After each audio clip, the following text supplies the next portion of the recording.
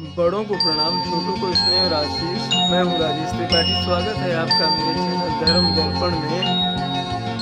धर्म दर्पण के अंतर्गत हम आज आपको एक ऐसी जगह की कथा सुनाने जा रहे हैं जिसको साधना भूमि सिद्धाश्रम कहते हैं, और जहाँ अनेकों वर्षों से, कहते हैं सैकड़ों हजारों वर्षों से ऋषि मुनि जो है तपस्या कर रहे हैं, साधक तपस्या कर रहे हैं। हम आपको साधना की एक ऐसी भूमि के बारे में बताने जा रहे हैं जो अपने आप में एक रहस्य लोक से कम नहीं है।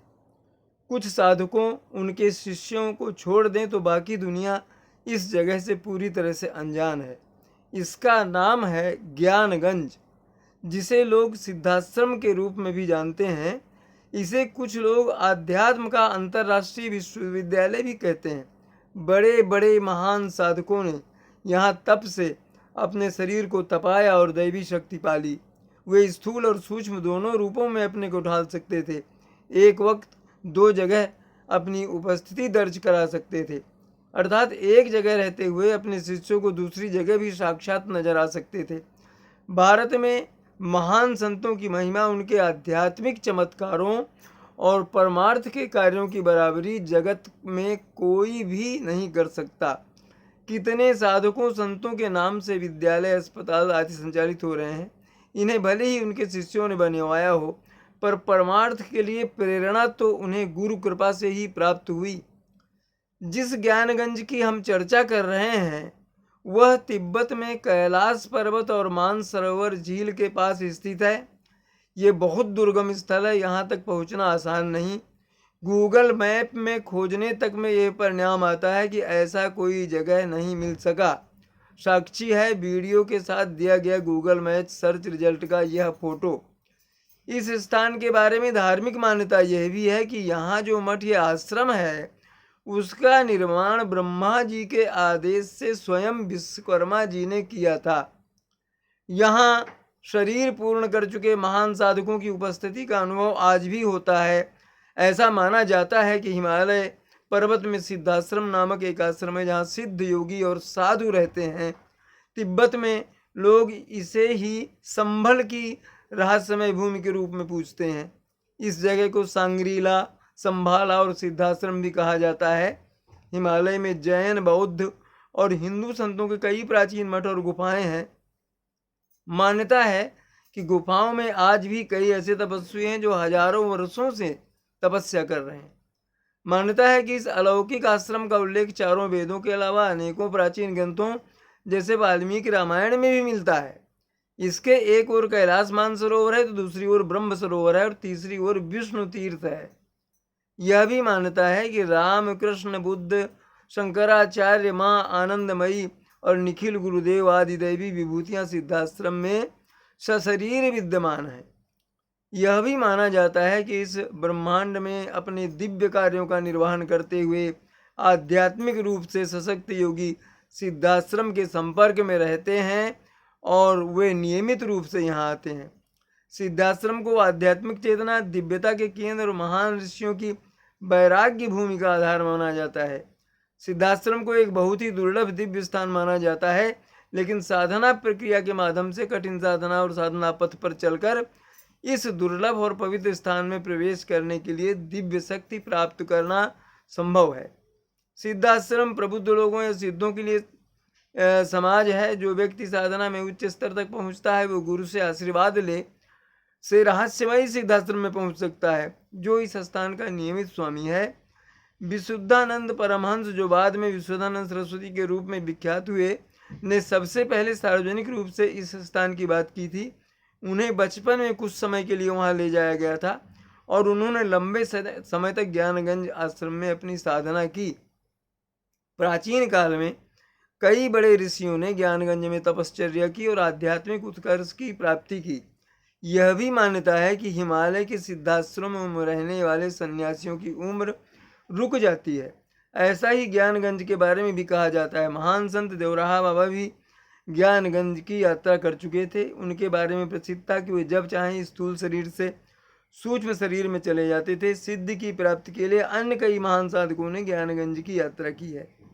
यह एक पौराणिक घाटी है। ये कितनी पुरानी है, कितनी बड़ी है, कोई नहीं जानता। ये घाटी अद्भुत चट्टानों से भरी पड़ी है। यहाँ अनेक योगाश्रमों, सिद्धाश्रमों और तांत्रिक मठों में हजारों की संख्या में निवास करने वाले साधकों, योगियों और तांत्रिकों के निवास हैं। दिव्य अवस्था प्राप्त कुछ योगी ऐसे हैं जो आकाशचारी भी हैं, माने आकाश में भी उड़ सकते हैं। कुछ विलक्षण साधक ऐसे भी हैं जो महाभारत काल के हैं और यहाँ वहाँ रहकर साधना कर रहे हैं, जो संग्रीला घाटी से परिचित हैं। उनका कहना है कि प्रसिद्ध योगी श्यामाचरण लाहिरी के महागुरु अवतारी बाबा हैं, जिन्होंने भगवान कृष्ण और आदिगुरु शंकराचार्य से को भी दीक्षा दी थी। काशी के महामहोपाध्याय पंडित गोपीनाथ कविराज के गुरु स्वामी विशुद्धानंद परमहंस देव सांगरीला घाटी स्थित ज्ञानगंज मठ से जुड़े हुए थे। वे बाद में स्वामी विशुद्धानंद सरस्वती के नाम से ख्यात हुए। उन्हें गंध बाबा के नाम से भी जाना जाता है, क्योंकि वे अपनी हथेलियां रगड़ते और सुंदर गंध पैदा कर देते थे। इतना ही नहीं, वे सूर्य विज्ञानी भी थे। सूर्य के रश्मियों के माध्यम से फूलों का रंग बदल दिया करते थे। उनका जन्म जो है पश्चिम बंगाल के वर्धमान जिले में हुआ था और उनका मूल नाम भोलानाथ चट्टोपाध्याय था। ज्ञानगंज में 3 मुख्य केंद्र बताए जाते हैं: ज्ञानगंज मठ, सिद्ध विज्ञान आश्रम और योग सिद्धाश्रम। ज्ञानगंज मठ के आचार्य सदा योग के अनुकूल संस्कार संपन्न शिष्यों की खोज में रहते हैं। मिल जाने पर उन्हें मठ में ले जाते हैं और शिक्षा दीक्षा के बाद विद्या के प्रसार प्रचार के लिए संसार में पुनः भेज देते हैं। स्वामी विशुद्धानंद परमहंस देव ऐसे ही एक शिष्य थे। उन्हें सूर्य विज्ञान में पारंगत किया गया था। स्वामी नीमानंद परमहंस देव उन्हें ज्ञानगंज मठ लेकर गए थे। श्यामानंद परमहंस, भृगुराम परमहंस और दिव्यानंद परमहंस भी ज्ञानगंज के कालजयी आचार्यों में से एक हैं। ज्ञानगंज में शिक्षा दीक्षा ब्रह्मचर्य व्रत का पालन करते हुए करनी पड़ती है। पाल ब्रंटन नामक एक विदेशी लेखक ने अपनी पुस्तक में गुप्त भारत की खोज में इन प्रसंगों की चर्चा की है। इनकी भेंट गंध बाबा से हुई थी। गंध बाबा के नाम से प्रसिद्ध स्वामी विश्वनाथ सरस्वती जी गुलाम भारत में ही हुए थे। पाल ब्रंटन ने अपनी पुस्तक गुप्त भारत की खोज में इनकी चर्चा की है। इनकी भेंट भी गंध बाबा से हुई थी।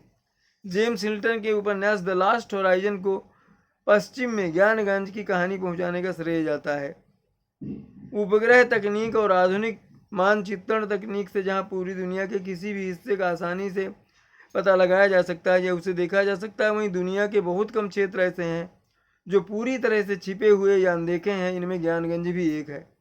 इसका जवाब ज्ञानगंज की प्रगति में है। यह शहर एक भौतिक, मानसिक और आध्यात्मिक आयाम के एक साथ मौजूद है। इन सारे आयामों में एक साथ मौजूद है। इसे केवल प्रार्थना, ध्यान और अंततः ज्ञान के माध्यम से जाना जा सकता है। 1942 में एक ब्रिटिश सेना अधिकारी LP फरल को स्थानीय संस्कृति और बौद्ध धर्म में उनकी मजबूत रुचि के चलते हिमालय के एक पर्वतीय क्षेत्र के राजा के साथ पिकनिक मनाने के लिए आमंत्रित किया गया था, जहां वह जीवन के बदलते अनुभव से गुजरने वाले थे। पहाड़ियों में रात गुजारने का इरादा करते हुए पिकनिक पार्टी में जब अंधेरा हो गया और जैसे ही ब्रिटिश सेनाधिकारी LP फरल सो गए, तभी फरल को एक अलौकिक व्यक्ति द्वारा जगाया गया, जिसने उसे पहाड़ पर आगे आने के लिए कहा। आतंकित होकर सेना का अधिकारी अपने डेरे में ही रहा। रात भर फिर से वह आभास उसे दिखाई दिया। सुबह में फरेल ने उस स्थान पर अपना रास्ता बनाने का फैसला किया जहां अज्ञात आगंतुक ने संकेत दिया था। जब वो वहां पहुंचे तो उनकी मुलाकात एक बूढ़े ऋषि से हुई। ऋषि फरेल का नाम जानते थे और एक अजीब रोशनी से चमक रहे थे वे।